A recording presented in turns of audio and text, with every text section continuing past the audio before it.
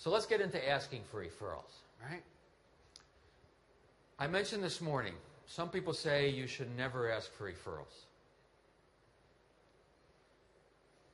Really? Do you believe in the work you do? Do people put off doing the work that you do? Do people put off buying insurance to protect their families, their loved ones, their businesses? Yeah.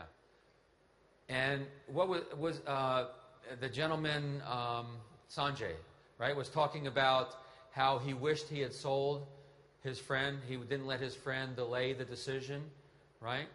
The work you do is very important. And so it's incumbent upon you to offer that opportunity to serve other people. Not because you get paid, because you believe in the work you do, right? So for me, that's where asking for referrals comes from. That place of belief in that we do good work for people, right? It's got to come from that place. It's got to be sincere, because your clients can tell the difference if you're being sincere around that. Now, we want to do it in a way that isn't pushing or begging. So, most people don't ask for referrals, right? They have a barrier to it. And I've been teaching my system for almost 20 years to financial professionals all over the world. And it's pretty much the same thing everywhere I go. Why people don't ask for referrals, it's usually a sign of some kind of fear, right? If you don't feel confident with something, if you don't feel confident, what do you feel? Fear, doubt, uncertainty, and then inaction, right? So let's examine some of the fears, some of the doubts that people have around asking for referrals, right? Sometimes people are afraid they haven't, or concerned they haven't provided value yet, right? You see that a lot from newer agents and newer advisors, right? You don't know what the value is, so you're not sure if it's time to be proactive. Now, I already told you, some of you have had clients or prospects thank you just for setting the appointment.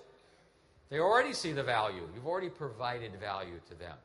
Even if someone doesn't buy from you, have you put them through a process that's helped them, that's educated them, that's made them realize certain things about their financial life or financial future? Yeah, right? So the key is having a process that allows you to determine that value has indeed been delivered. So you can feel comfortable about that. Some people are afraid of hurting the relationship, right? You don't want to come across pushy. You don't want to hurt the relationship. And I agree, we don't want to hurt the relationship. We don't want to come across pushy. So again, the key is finding a process, a way to be proactive without being pushy, right? Fear you'll look needy, unprofessional, unsuccessful. We have an expression, hat in hand, right? You don't want to look like that, do you? Right? Especially when you're working with very successful people. So, again, the key is to have a process that doesn't look needy, that doesn't look unprofessional. Right? It's all in having the right process. Fear of rejection, right? Now, you already know if you're afraid of rejection, you're in the wrong business, right? But I've seen some people's fear of rejection shows up in different places, right? I know some people can cold call or call leads, but they don't mind being rejected by those people because they don't have a relationship with them. But once you start a little bit of relationship with someone and they don't want to give you referrals, then you make it mean too much. And so you don't want to go there, right? Now let me share with you my philosophy around rejection and how to deal better with rejection. Some folks, some sales trainers, experts in sales, will tell you they're not rejecting you, they're rejecting your offer.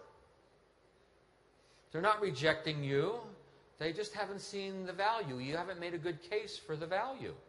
And sometimes that's true. And you know what I've learned? Sometimes they're rejecting us, right? We're not going to get along with everybody. Our personalities don't match with everybody. The key is to not take rejection personally, right?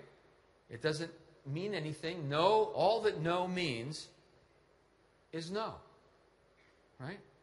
So here are two words that I will give to you that you can use if you like them to deal with rejection in this business.